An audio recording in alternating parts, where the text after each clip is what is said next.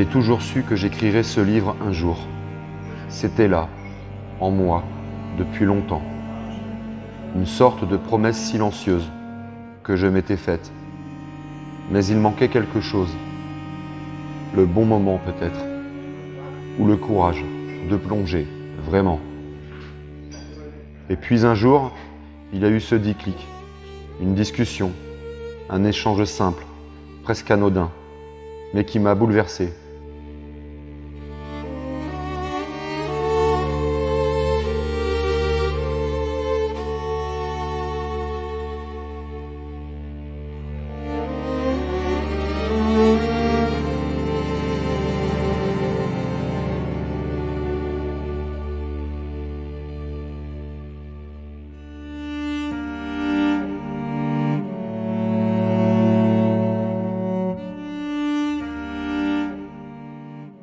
Quelqu'un m'a dit, tu dois écrire.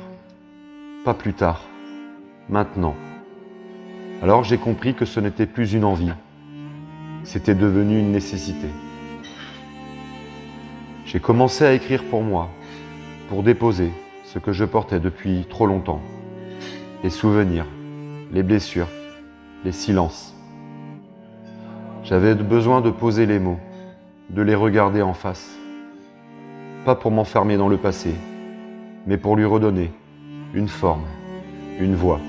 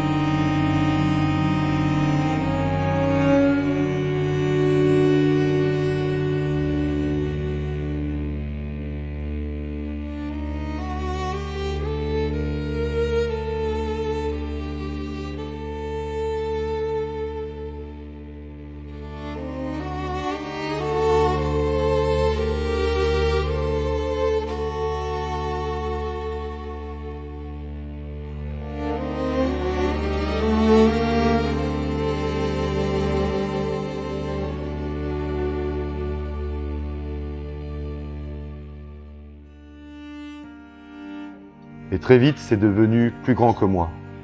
J'ai compris que ce livre, c'était aussi pour les autres. Pour celles et ceux qui n'ont pas encore pu parler, qui se sentent seuls, incompris, brisés. Si mon histoire peut leur tendre un miroir, leur dire « je te crois », alors elle aura une utilité. L'écriture n'a pas toujours été simple. Il y a eu des pauses, des remises en question, des passages difficiles. Mais à chaque fois, quelque chose me ramenait. Une force. Peut-être celle de l'enfant que j'étais, qui avait tant attendu qu'on l'écoute. Aujourd'hui, ce livre existe. Et s'il peut, ne serait-ce qu'une fois, ouvrir un espace de parole ou déclencher une prise de conscience, alors j'aurais accompli ce que je devais faire.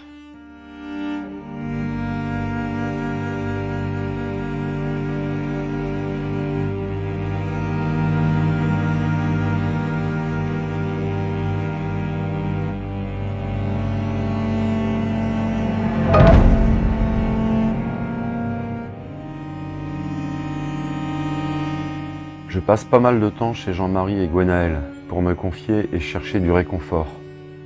En ce début de semaine, j'appelle aussi mon ami Denis, avec qui j'ai des liens très forts et qui est toujours à mes côtés pour tous les moments joyeux ou difficiles. Je lui raconte tout. Il est complètement retourné et me demande encore et toujours de le rejoindre chez lui à Dax. Jeudi 10 décembre, le matin. Je fais un nouveau passage à la gendarmerie. J'ai rassemblé des éléments inédits, des précisions, des dates, des adresses, des noms. Après avoir encore une fois déposé, je suis pris en charge par un assistante sociale de SOS Victimes. Le poste vient d'être créé. Il me dit souvent « Monsieur Breton, vous me faites très peur ». En effet, je suis en état de choc, comme si j'ai tout fait. Je me retiens de prendre une arme et d'aller tuer mon agresseur et ceux de ma sœur. Je lui annonce que je vais partir à Dax. Il me dit que je ne devrais pas conduire. Je ne suis effectivement pas du tout en état de prendre le volant. Je rentre à BD. Je fume quelques joints. Je fais mon sac. Il est 13h. Je pars. À 15h17, je suis à Nantes. J'envoie un texto à Denis. C'est compliqué pour conduire. Je ne prends pas l'autoroute parce que je ne peux pas rouler vite. Je sens que je risque de me tuer si j'accélère de trop. Je ne veux pas non plus traverser Bordeaux car je suis passé sur le pont de Nantes et des envies de tourner le volant vers le vide m'ont traversé l'esprit. À Bordeaux, je sais qu'il y a 2 ponts, dont celui d'Aquitaine. J'ai peur de sauter. Je décide de passer par Mont-de-Marsan. Je fume, pétard sur pétard. Le siège avant passager est une table à rouler. Je conduis en tenant le volant avec les genoux. À 20h23, alors que je suis près de Bordeaux, nouveau texto à Denis. Que c'est dur. On est en plein confinement. Le couvre-feu est à 21h. Pendant 2 heures, je passe à travers les barrages et contrôles de police. Je suis défoncé. Je suis au-dessus de tout. Je me dis que si je me fais arrêter par les gendarmes en plein confinement, avec de la drogue dans la voiture, ce sera tellement dérisoire par rapport à ce que j'ai vécu et ce que je suis en train de vivre. 22h56. Denis, je suis à 30 km. J'ai mis 10 heures pour arriver. Quelques instants plus tard, il est là pour m'accueillir. Les mots ne sortent pas, je suis épuisé, je m'endors. Les 2 jours qui suivent, il m'accorde tout son temps. Nous allons nous promener sur les plages de Souston.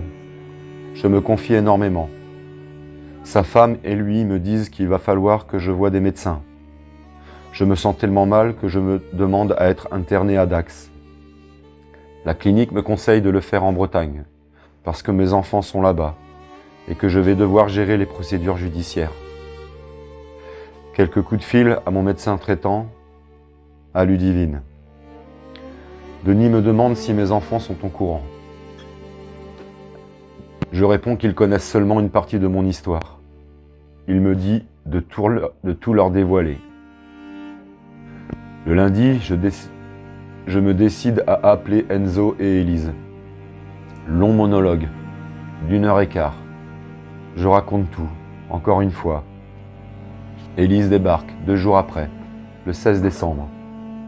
Je suis amaigri, faible. Je marche comme les prisonniers dans Midnight Express. Mais je suis moi. On part tous les 2 à Bayonne. On y fait des achats de Noël sans aucune limite. Et puis, nous retournons, en Bretagne. 6 heures d'une traite, en prenant la route des ponts. Avec des discussions confidences, comme jamais. 6 heures émouvantes. Sans musique. Elle n'a pas sa place. Le lundi suivant, le 21 décembre, j'ai mon premier rendez-vous avec un psychologue qui a la gentillesse de me rencontrer avant de consulter un grand spécialiste du domaine de l'inceste.